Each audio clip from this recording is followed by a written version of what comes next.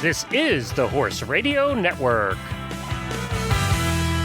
This is episode 1085 of Horse Tip Daily. A different horse tip, a different equine topic, a different equestrian expert every day. Horse Tip Daily brings the world of equine knowledge to you, one day at a time.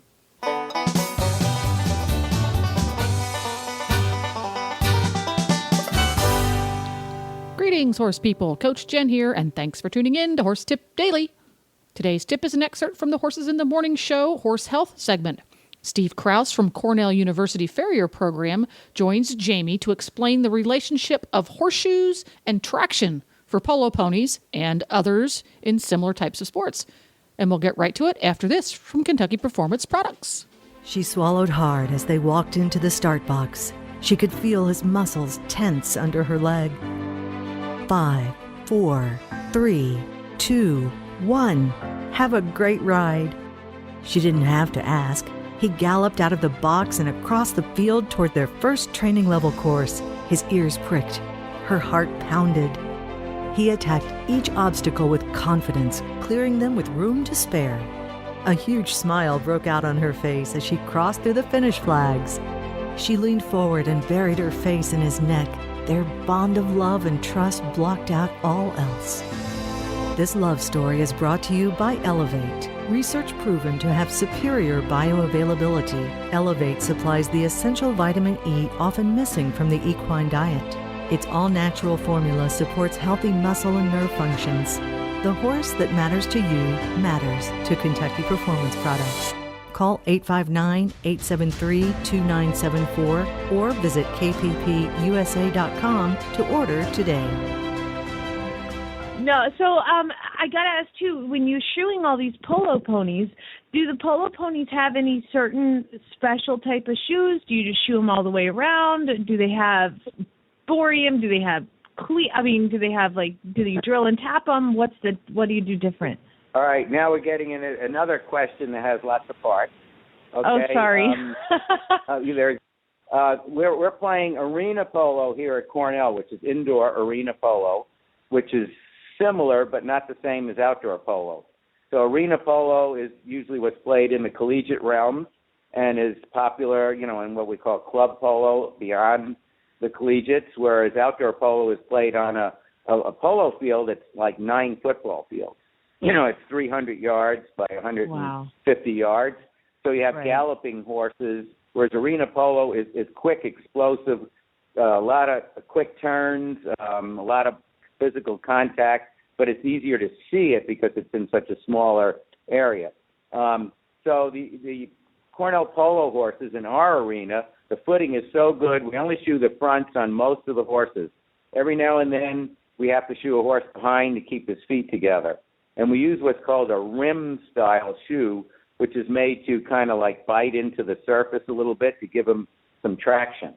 And I'd say some of these horses might get hind shoes just to help with their feet, but they really don't need the traction. As you get into outdoor polo, then you need hind shoes 100% of the time, I would say, with little projections called heel cocks. So, they're factory-made, what's called dull heel cocks. And if you ever try to stop and turn a horse at a gallop, without that, you're going to slide and probably go down. So you can be more competitive with properly shod heel cock shoes behind. Now, borium is specifically illegal for polo. Heel cocks are only allowed on the hind only. And up until about 2 years ago, that was all that was allowed.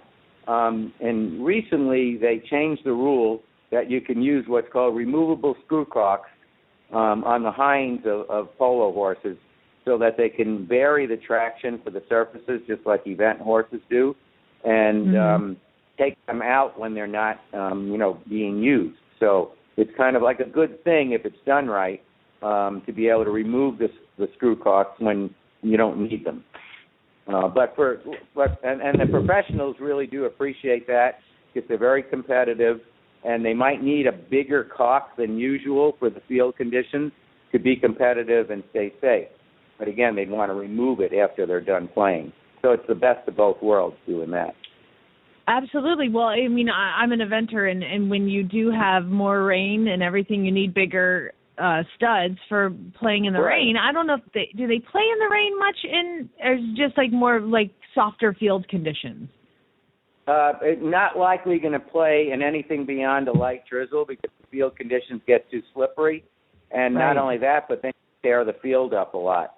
And I say the boreum, it was disallowed, and any kind of screw caulk on front or anything that's sharp, because the horses are in very close contact. They don't want to see a horse like especially on a front foot, galloping and maybe cutting another horse that's riding alongside. So the traction has to be very, very specific for polo horses. That is, that's so interesting. So the bottom line is, at some point, just 2 years ago, you started being able to remove I guess I call them studs, you call them caulks, I guess. Right. That's so fascinating. Just 2 years ago, they caught up finally, didn't they? Well, it's just a matter of they, got demand mostly from the higher level professionals. That they needed more than was allowed to stay safe. And, gotcha. What we used to do, we used to modify the dull caulks for some of the professionals I used to shoot for in Florida, and we used to just rearrange the metal and just bump it up to make a bigger caulk for them. And again, they are playing at racehorse speed, they're galloping, and they're defying the laws of physics at times. And they need help. Right. But too much traction can also hurt a horse if it's not ridden properly. So, everything's a two-edged sword, especially with traction.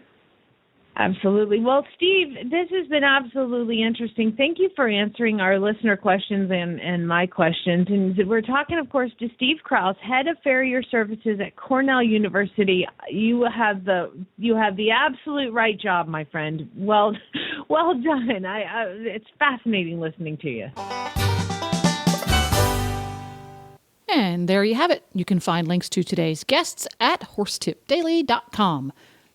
Don't forget, you can have all of your favorite Horse Radio Network shows with you wherever you go by downloading the free Horse Radio Network app for iPhone or Android. Just go to your app store and search Horse Radio Network. You can also subscribe via iTunes. This podcast was made possible through the generous support of Kentucky Performance Products and listeners like you.